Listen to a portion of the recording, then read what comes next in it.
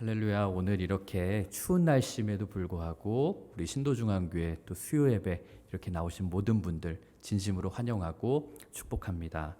저희가 이제 예수님의 오심을 기다리면서 앞으로 4주 동안 저와 우리 전도사님들 그리고 담임 목사님 이렇게 4번에 걸쳐서 예수님의 오심을 기다리는 설교를 나누게 됩니다.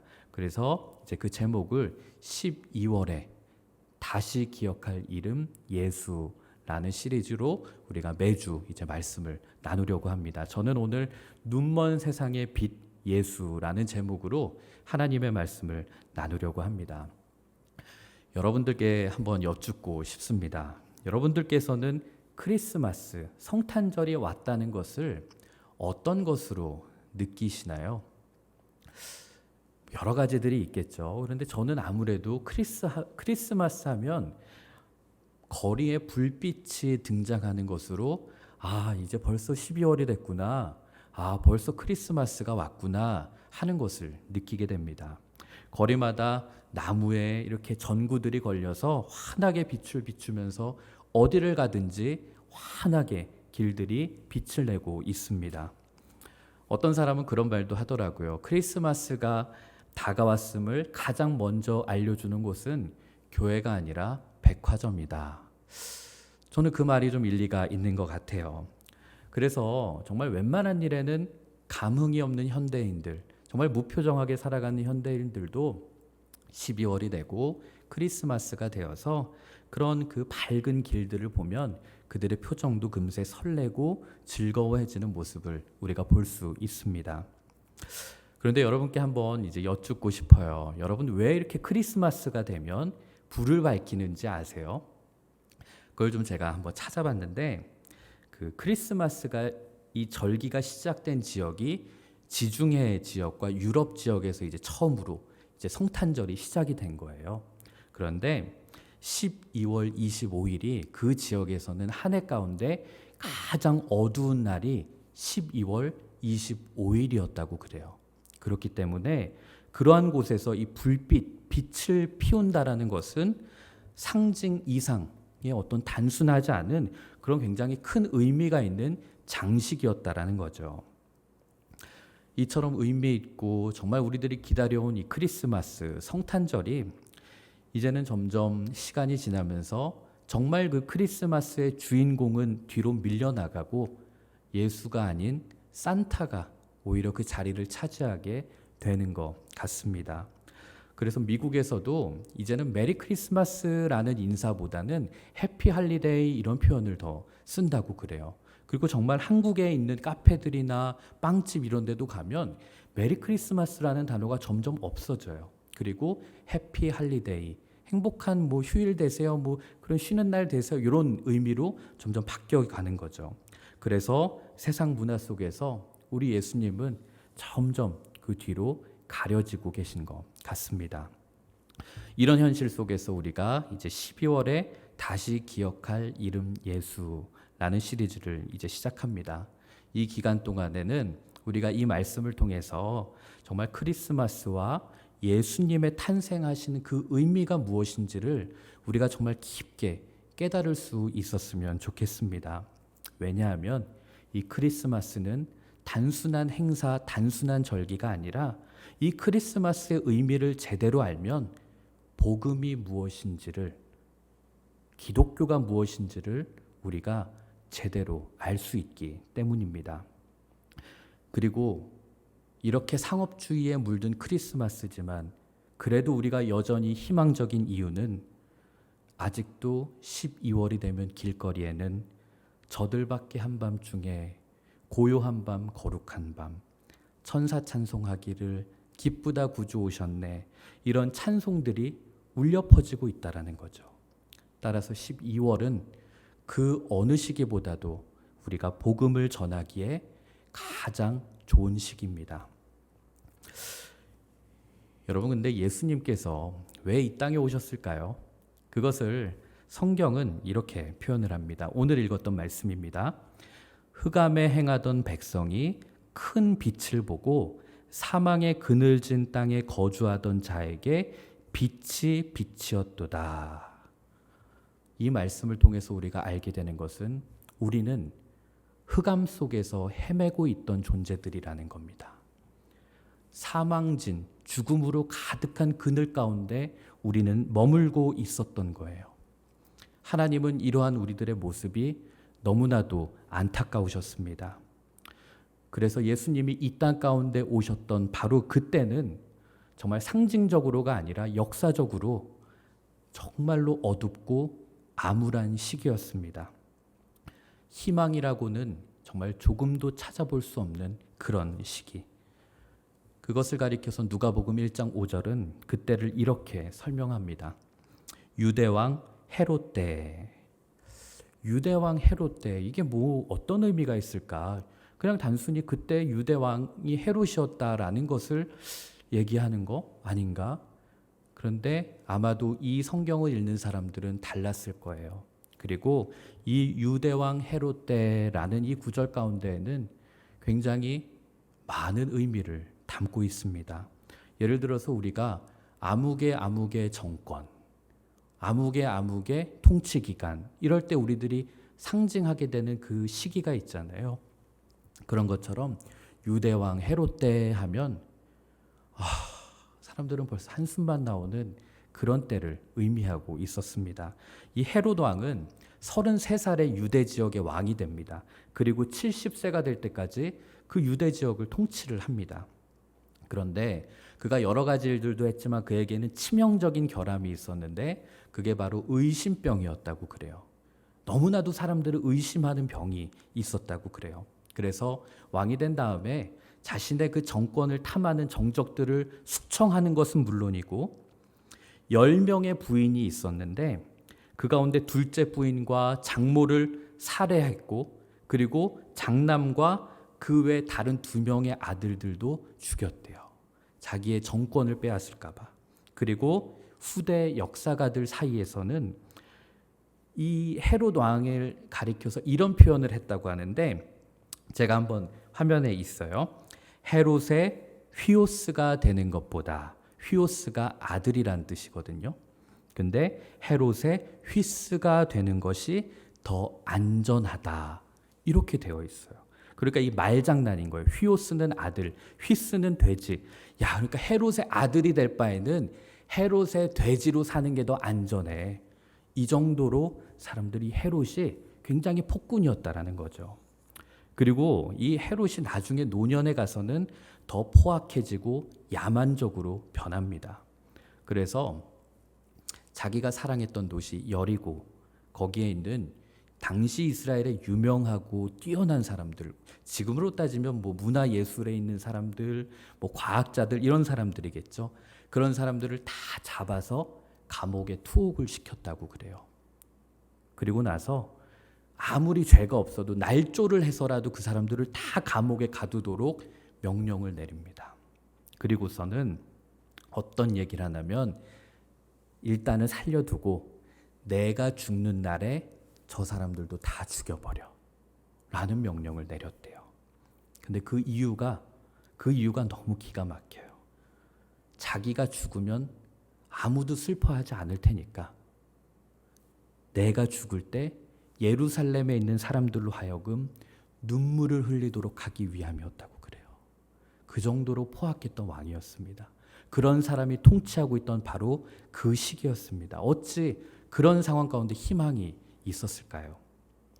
그리고 이 신구약 중간기라고 하죠. 이 신약이 시작되기 그 기점에 그때 상황이 유대 민족에게는 엄청나게 혼란스러웠던 기간이었다고 합니다. 이제 헬라 제국 그리고 로마 제국의 압제 속에 살아갔습니다. 근데 이때에는 그들이 갖고 있는 어떤 제사와 안식일 이런 모든 절기들이 다 금지가 되었다고 그래요. 그리고는 헬라 그리스 신전에 가서 예배드려야 되고 그들의 신을 섬기도록 강요를 받았고 율법과 할례를 지키는 것마저도 모든 게 금지가 됩니다. 심지어는 그 성전에서 매춘 행위까지 벌어졌다고 합니다. 그리고 그들의 지시를 따르지 않으면 이스라엘 백성들도 사형에 처해지는 그런 암울한 시대. 근데 이스라엘 사람들이 한국 사람 못지않게 한 성격을 해요. 그러니까 이런 모습 속에서 가만히 있을 수가 없잖아요. 뭐가 일어날까요? 혁명이 일어나는 거예요. 독립운동이 일어나요. 그러다 보니까 우리가 뭐 마카비 혁명, 마카베우스 혁명 뭐 이런 것들이 있어요. 그런 혁명들이 일어나면서 막 예루살렘 성전도 되찾고 막 이랬지만 결국은 그들이 또 4년 만에 그 마카베우스가 전사하게 되면서 다시 또 이제 사분으로 흩어지게 돼요. 제가 장황하게 역사들을 설명하는 이유는 예수님이 이 땅 가운데 태어나시는 바로 그때가 이처럼 혼란스러웠던 시기였다는 거죠. 이스라엘 백성들은 삶에 있어서 아무런 희망을 가질 수 없었고 깊은 절망감을 가지며 살아갈 수밖에 없는 바로 그때 폭력, 불의, 권력 남용, 길거리에 사람들은 나앉아 있고 압제당하고 다른 나라로 떠나고 이산 가족이 되고 사람들은 늘 슬픔 가운데 살아가고 있는 바로 그러한 시대. 그런데 저는 그것을 보면서 그 이야기가 왜 멀게만 느껴지지는 않는지 모르겠습니다. 아마도 오늘 우리가 살아가고 있는 이 시대도 사실은 그때와 별반 다를 바가 없기 때문은 아닐까요? 이사야 8장 22절은 그 상황을 이렇게 묘사합니다. 땅을 굽어보아도 환난과 흑암과 고통의 흑암뿐이리니 그들이 심한 흑암 가운데로 쫓겨 들어가리라. 지금 이대로는 이 현실 가운데서는 이 어둠 가운데 헤어날 수 있는 사람이 아무도 없는 그런 절망적인 현실, 그런 암울한 현실 가운데 어느 날 하나님이 우리 곁으로 직접 찾아오셨습니다. 그게 요한복음 1장 4절을 보면 이렇게 되어 있습니다. 그 안에 생명이 있었으니 이 생명은 사람들의 빛이라. 성경은 하나님을 여러 단어로 묘사하고는 있지만 오늘의 말씀 속에서 우리는 알게 되는 것은 하나님을 빛으로 묘사하고 있습니다. 왜 빛으로 묘사를 했을까? 여러 가지들이 있었을 텐데 빛으로 묘사한 데는 나름대로 이유가 있습니다. 왜냐하면 여러분, 이 빛이라는 것은 생명의 근원이기 때문에 그렇습니다. 창세기 1장 3절도 이 땅의 창조가 시작될 때 뭐가 시작이 된다면 3절을 보면 이렇게 되어 있습니다. 하나님이 이르시되 빛이 있으라 하시니 빛이 있었고, 빛으로부터 이 세상 모든 만물이 창조되고 시작되는 것이지요. 그러므로 하나님이 빛으로 우리 가운데 오셨다라고 하는 것은 이제 그분으로 말미암아 우리들 삶 가운데 다시 새로운 생명이 일어나게 될 것이다라고 하는 약속의 말씀이었고 그것이 바로 복음이었습니다. 복음이에요, 복음. 정말 좋은 소식이에요. 하지만 이 땅의 많은 사람들은 그것을 복음으로 알았을까요? 안타깝게도 요한복음 1장 5절은 이렇게 증언합니다. 빛이 어둠에 비치되 어둠이 깨닫지 못하더라. 하나님이 빛으로 우리 가운데 오셨거든요. 그러나 어둠 가운데 있는 사람들은 그것을 깨닫지 못했다는 거죠. 그렇게 사람들은 하나님이 이 땅에 빛으로 오셨지만 여전히 어둠 가운데 살고 있었습니다. 여러분들께서는 집에 들어가시면 제일 먼저 무엇을 하시나요?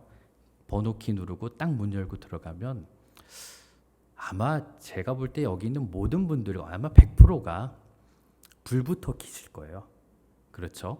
뭐 다른 거 하다가 내가 불을 안 켰네 하고 불 켜는 분은 없어요. 제일 먼저 누구든 하여튼 불을 켜고 시작을 해요. 크리스마스 이야기들 가운데에는 정말 많은 진리들이, 복음의 핵심들이 담겨 있습니다. 그런데 그 가운데 오늘 빛이라는 주제로 이것을 제일 처음 알아야 되는 것은 빛이라는 게 그만큼 모든 것의 시작이라는 거죠.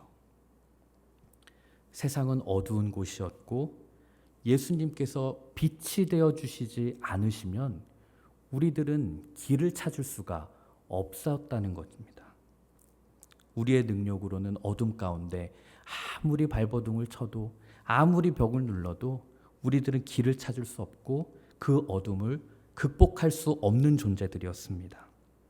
왜냐하면 인간은 우리가 창세기에서 보듯이 아담의 범죄로 인해서 하나님의 영광의 빛에서 우리들은 멀어지게 되었거든요. 그러니까 하나님과 분리된 거예요. 오늘의 말씀대로 표현하면 하나님의 영광의 빛이 우리에게서 꺼진 거예요. 여러분, 근데 빛은 모든 생명의 원천이잖아요. 우리는 하나님과 원래 그런 가운데 있었는데 그 빛을 잃어버리게 된 것이죠. 그렇게 이 세상은 빛에서 멀어지고 점점 어둠 속으로 들어갔습니다. 성경에서 세상이 어둡다라고 표현할 때에는 그것은 악 그리고 무지 이것을 뜻합니다. 엄청난 악과 고난이 세상에 만연해진 것이죠. 근데 맞는 말인 것 같아요. 이 세상은 정말 문화, 문명, 과학 이런 것들이 참 기가 막히게 발달했어요. 그러나 그렇게 되면 될수록 인간이 하나님을 더 알아가고 정말로 인간이 참된 지식을 소유하게 되었는가? 그렇게 묻는다면 아니라고 대답할 수밖에 없습니다. 오히려 하나님을 더 모르게 되고 오히려 더 하나님을 대적하고 오히려 더 깊은 영적인 무지에 빠지게 되었습니다. 그래서 그것을 가리켜서 마틴 로이드 존스 목사님은 이런 표현을 했더라고요. 현대인들의 가장 큰 문제는 자기 자신이 무지한다는 것을 모르고 산다는 것이다. 여러분, 요즘처럼 이렇게 똑똑한 시대가 어디 있습니까? 인류의 역사를 봐도 지금처럼 똑똑했던 시대는 없습니다. 우리가 정말 달을 가잖아요. 그 멀리 있는 달을. 그런데 우리가 그 달은 아는데 그 달을 창조하신 하나님은 우리가 모르고 살아가고 있는 그런 존재들. 계몽주의라는 단어를 혹시 들어보셨나요? 18세기 프랑스에서 시작된 그런 운동이에요. 근데 이 계몽주의라는 단어가 영어로는 enlightenment라고 돼 있어요. 그러니까 빛이 라이트가 안에서 이렇게 나온다라는 거죠. 우리 안에 있는 이성이라고 하는 빛을 켜서 우리가 이제 인간들을 깨우치자라는 운동이었어요. 그런데 그 계몽주의의 비극이 있었죠. 그것은 바로 하나님 중심의 사고에서 인간 중심의 사고로 사람들을 바꿔놨다라는 거죠. 계몽주의가 갖고 있었던 여러 가지 좋은 것들이 있었지만 결국은 목욕물 버리려고 하다가 애까지 버린다고 하죠. 가장 중심이었던 하나님, 신 중심을 놓쳐버린 것이죠. 그래서 우리가 이번 시리즈를 가져가면서 참고하고 있던 예수라는 책의 팀 켈러 목사님은 이러한 상황을 이렇게 표현했습니다. 악이 만연한 세상 속에 사는 우리는 이를 해결할 능력이 없다. 심리학, 사회학, 정부 정책, 그 어떠한 것도 해결책이 되지 못한다. 소망은 외부에서 들어와야 한다. 다시 말해 인간은 자신의 문제를 스스로 해결할 수 없다. 그 소망을 믿어야 하고 그분과 관계를 맺어야 한다. 이것이 크리스마스의 메시지다. 여러분, 크리스마스의 메시지는 암흑 속에 살아가고 있던 우리들에게 유일하신 소망 예수 그리스도가 우리 바깥에서 오셨다라는 겁니다. 마태복음 4장 16절은 이런 말씀이 있죠. 흑암에 앉은 백성이 큰 빛을 보았고 사망의 땅과 그늘에 앉은 자들에게 빛이 빛이었도다. 이렇게 되어 있습니다. 세상에서 빛이 솟아났다고 표현하지 않고 세상을 향해서 빛이 빛이었도다. 이렇게 성경은 말합니다. 예수님께서 우리를 구원하시고자 그 빛을 외부에서 가져오신 거라는 거죠. 그 빛이 세상에서 나온 게 아니라 밖에서 우리 가운데 빛이 비친 것. 그리고 그 빛이 임한 방식은 한 아기가 우리에게서 태어나는 겁니다. 이 아기가 빛을 갖고 온 아기였습니다. 그렇죠. 예수님께서 빛으로 세상에 오시고 참된 새 생명을 가져와서 우리들의 영적인 죽음을 몰아내셨습니다. 그리고 진리를 밝혀서 우리들의 눈먼 영혼을 보게 해주시고 치유해 주셨습니다. 그렇다면 이 빛으로 오신 주님을 어떤 사람들이 이 빛 대신 주님을 만날 수 있을까요? 그것은 하나님 앞에 내가 어둠 속에 살아가고 있는 것이라는 것, 그리고 내가 죄인이라는 것을 겸손히 드러내고 그분 앞에 나오는 겁니다. 하나님은 지금도 이런 사람들을 기다리고 계십니다. 그리고 그분 앞에 내가 가지고 있는 모든 자존심을 내려놓아야 된다는 거죠. 예전에 MBC에서 러브하우스라고 하는 프로그램이 있었습니다. 그 집을 고쳐주는 그런 거였어요. 제가 어렸을 때 그 프로그램을 참 좋아했어요. 안타까운 사연에 있는 집을 신동엽 씨가 가서 이렇게 집을 수리해 주기도 하고 리모델링 해주고 뭐 이제 그런 내용이었어요. 그런데 워낙에 유명한 건축가 분들이 나와서 이제 그 공간을 진짜로 너무 아름답게 꾸며주는 거예요. 그 너무 부러운 거예요. 진짜 뭐 그 노래도 있잖아요. 따라라라다 이러면서 막 그 집 바뀌고 막 너무 부럽고 우리 집도 좀 저랬으면 막 이러고 너무 부러워서 막 내가 사연을 써 보낼까 막 이런 마음. 그런데 제가 사연을 써보내지 못하는 이유가 있었어요. TV에 나오고 다 좋아요. 집에 있는 거 다 버리고 이거 다 괜찮아요. 근데 제가 정말 나는 저건 못하겠다 하는 게 그 방송이 꼭 그 집이 새 집이 되기 직전에 그 낡은 집의 모습, 그 적나라한 현실을 방송에 다 오픈해야 되는 거예요. 다 공개해야 되는 거예요. 저는 그건 못하겠더라고요. 그건 너무 창피하잖아요. 아무리 돈을 주고 아무리 집을 예쁘게 해줘도 우리 집이 막 곰팡이 피고 막 깨재재하고 막 이런 걸 다 보여줘야 된다라는 게 저는 못할 것 같더라고요. 그런데 그 방송은 완전히 새 집을 만들어주거든요. 그러려면 인정해야 되는 거예요. 그 과거의 그 초라하고 비참한 과거의 현실을 인정해야만 그 새 집을 얻을 수 있다라는 거예요. 그런데 이것이 예수님이 우리들에게 주시는 은혜라는 선물이 동일한 거예요. 그 선물을 받으려면 내가 그 자존심을 내려놓을 수 있어야 된다는 거죠.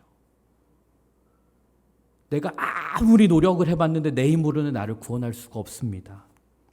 하나님의 능력이 아니고서는 제가 저를 구원할 수 없고 내 능력으로는 진정한 행복과 진정으로 온전한 삶을 누릴 수가 없습니다.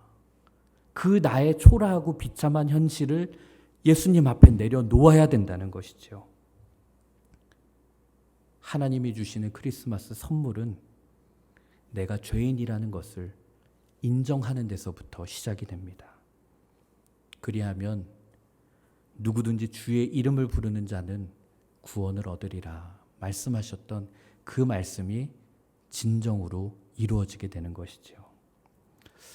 저희 어머님이 최근에 이사를 하셨는데 그 집에 가면 아파트가 여러 동이 있어요. 근데 그 동이 그 동 같아요. 왜냐하면 저도 매일 가는 게 아니니까. 근데 어머니도 이제 연세가 있으셔서 헷갈리셨나 봐요. 근데 어느 날 그 태양열로 된 라이트 전구 같은 게 있더라고요.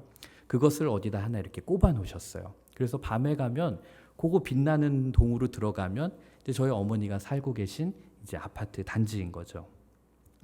그런데 그 태양열 라이트를 한번 생각을 해보면 그것은 밝을 때 낮에는 아무 움직임이 없어요. 그러나 어두워지면 그때 빛을 발하게 됩니다. 그런데 이 태양열 라이트가 빛을 내기 위해서 해야 할 일은 하나밖에 없죠. 그것은 자신에게는 아무런 빛이 없지만 태양빛 앞에 가서 충분히 태양의 빛을 받으면 그때 자연스럽게 빛을 발하는 거죠. 우리도 마찬가지라는 거예요. 우리 스스로는 빛을 낼 수가 없어요. 그러나 우리가 빛을 낼 수 있는 방법이 딱 하나 있는데 그것은 빛으로 오신 예수 그리스도를 우리 안에 충만하게 채우는 겁니다. 그러면 우리에게서도 자연스럽게 빛이 나는 것이죠.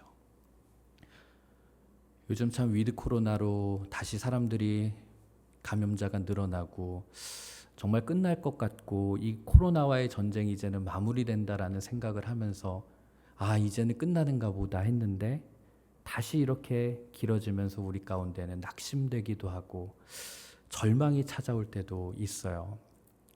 그런데 한번 우리가 코로나 이 팬데믹 상황 속에서 우리가 간절히 기다려야 될 것은 백신도 우리가 기다려야 되겠지만 그보다 우리가 더 기다려야 할 것은 빛으로 오신 예수 그리스도, 우리에게 생명으로 찾아오신 예수 그리스도를 우리가 기다리고 그분을 만나야 될 줄로 믿습니다.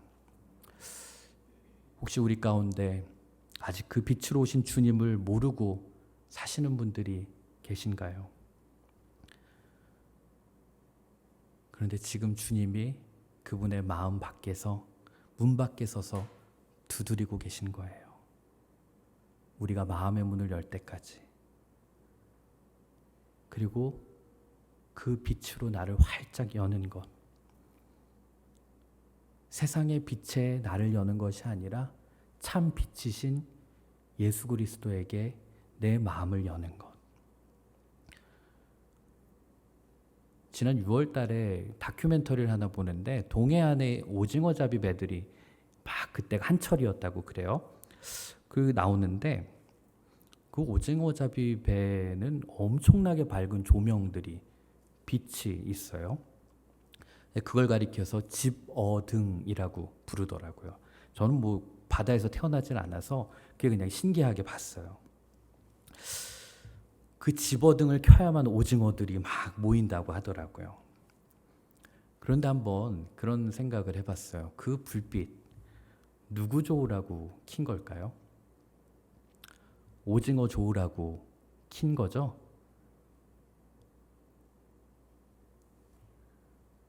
그쵸. 오징어는 그 빛 보고 가다가는 붙잡혀 죽습니다. 그게 생명의 빛인 줄 알고 갔는데 사실은 그게 죽음의 빛인 거죠. 고린도후서 11장 14절에도 그런 표현이 있어요. 사탄이 자기를 광명의 천사로 위장한다. 세상에는 정말 가짜 빛도 있고 참 빛도 있습니다. 그런데 가짜 빛이 저 가짜 빛입니다 하고 있지 않습니다. 그것도 참 빛처럼 보여요. 그런데 우리가 진정으로 찾아야 될 것은 참 빛으로 오신 예수님, 그분 앞에 나아가서 우리가 고백해야 되는 거예요. 주님, 제 삶이 어둡습니다. 제 삶이 암울합니다. 제 삶이 어둠 가운데 있습니다. 도저히 빛이 보이지 않습니다. 주님께서 제 삶을 밝혀주옵소서. 여러분, 세상의 거짓된 빛에 현혹되지 마시고 참빛인 예수 그리스도를, 우리를 살리시는 그 빛을 따라가는 저와 여러분 되었으면 좋겠습니다. 반면에 우리 가운데는 이미 그 빛을 만나신 분들도 계십니다. 그렇다면 그분들께서는 혼자 빛내고 계시지 말고 세상 속으로 들어가셔서 그 빛을 내는 삶을 사셨으면 좋겠습니다. 그렇게 되면 여러분들의 그 작은 빛으로 인해서 이 세상이 변하고 이 세상이 생명을 얻고 이 세상이 주님의 사랑을 회복하게 될 것입니다. 마태복음 5장 16절은 이렇게 말씀합니다. 이같이 너희 빛이 사람 앞에 비치게 하여 그들로 너희 착한 행실을 보고 하늘에 계신 너희 아버지께 영광을 돌리게 하라.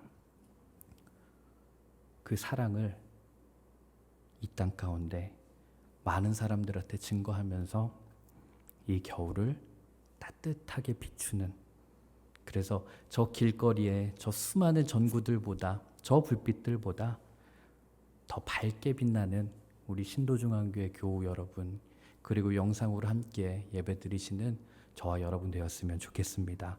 오늘 말씀 준비하면서 제가 시를 하나 갖고 왔어요. 근데 그 시가 참 내용이 좋더라고요. 예, 내가 태어난 것은 이란 제목인데 람베르트 노벤이라고 한 사람이 썼대요. 뭐 그렇게 유명한 사람은 아닌 것 같은데 참 이 시가 많이 회자가 되더라고요. 그래서 제가 이 시 하나 읽어드리는 것으로 오늘 설교를 마치려고 합니다. 주님께서 말씀하신다. 내가 벌거벗은 채 태어난 것은 너가 자신을 포기해야 함을 알리기 위해서이며, 내가 가난하게 태어난 것은 너가 나를 유일한 부로 여기게 하기 위해서이고, 내가 구유에 태어난 것은 너가 모든 환경이 거룩하다는 것을 배우게 하기 위해서이다. 내가 약하게 태어난 것은 너가 나를 결코 두려워하지 않게 하기 위해서이고, 내가 사랑으로 태어난 것은 너가 나의 사랑을 의심하지 않게 하기 위해서이고, 내가 밤에 태어난 것은 너가 어떤 상황에서도 빛을 비추는 나를 믿게 하기 위해서이다. 내가 박해중에 태어난 것은 너가 어려움을 잘 받아들이게 하기 위해서이고, 내가 단순하게 태어난 것은 너가 복잡한 것을 버리게 하기 위해서이다. 주님께서 말씀하신다. 내가 너의 생명 안에 태어난 것은 너희 모두를 아버지 집으로 데려가기 위해서이다. 이것이야말로 우리 주님께서 이 땅에 오신 이유이고 우리에게 주시는 최고의 선물인 줄로 믿습니다. 기도하겠습니다.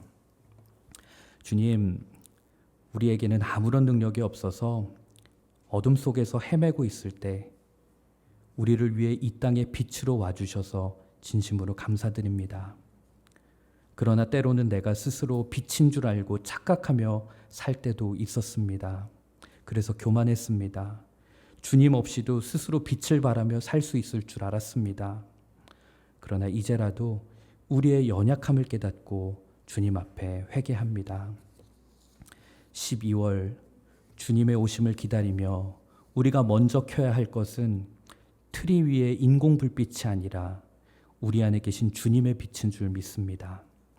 우리의 삶을 통하여 주님의 빛이 세상에 비추어지게 하옵소서. 날마다 빛의 통로로 살아가는 빛의 증인으로 사는 기쁨을 누리게 하여 주옵소서. 우리들의 발길이 닿는 곳마다 눈부신 빛의 역사, 생명의 역사가 일어나게 하여 주옵소서. 모든 말씀 예수님의 이름으로 기도합니다. 아멘.